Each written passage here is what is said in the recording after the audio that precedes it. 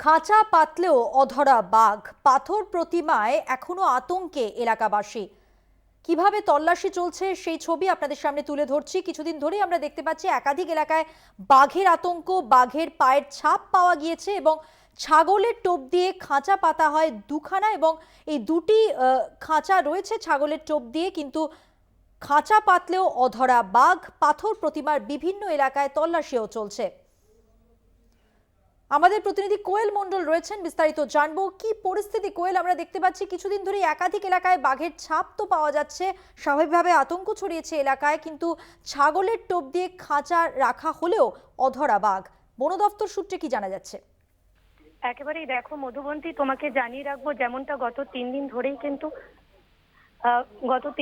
কিন্তু আমরা যে খবর দেখাচ্ছিলাম, পাথর প্রতিমার যে শ্রীধরনগর গ্রাম পঞ্চায়েত, সেখানে উপেন্দ্রনগরের লোকালয়ে কিন্তু বাঘ প্রবেশ করেছে এবং যেটা নিয়েই কিন্তু রীতিমতো আতঙ্ক ছড়িয়ে পড়েছে। আজকের সকালে যেমনটা জানা গিয়েছে, ফের একাধিক জায়গাতে টাটকা বাঘের পায়ের ছাপ দেখা দিয়েছে এবং যেটা নিয়ে পুনরায় আতঙ্ক তৈরি হয়েছে।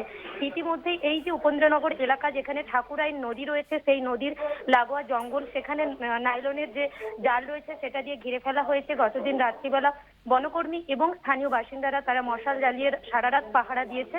ইতিমধ্যেই কিন্তু গোটা এলাকা থমথমে হয়ে রয়েছে। ওই এলাকার যে চাষাবাদ প্রতিনিয়ত এবং যে মাছ কাঁকড়া ধরা, সেটা বন্ধ রয়েছে। পাশাপাশি সন্ধ্যের পর থেকে গৃহবন্দী হয়ে পড়ছে মানুষজন।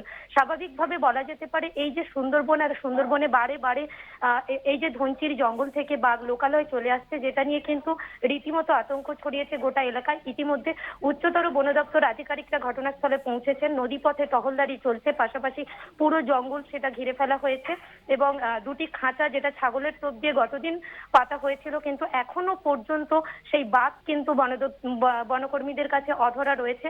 স্বাভাবিকভাবেই কিন্তু আতঙ্ক রয়েছে গোটা এলাকায়। তবে বন দপ্তরের তরফে লাগাতার প্রয়াস চালানো হচ্ছে যাতে এই বাঘকে পুনরায় জঙ্গলে ফেরানো যায় বা খাঁচাবন্দি করা যায়। মধুবন্তী। ধন্যবাদ কোয়েল, কথা বললাম আমাদের প্রতিনিধি কোয়েল মণ্ডলের সঙ্গে।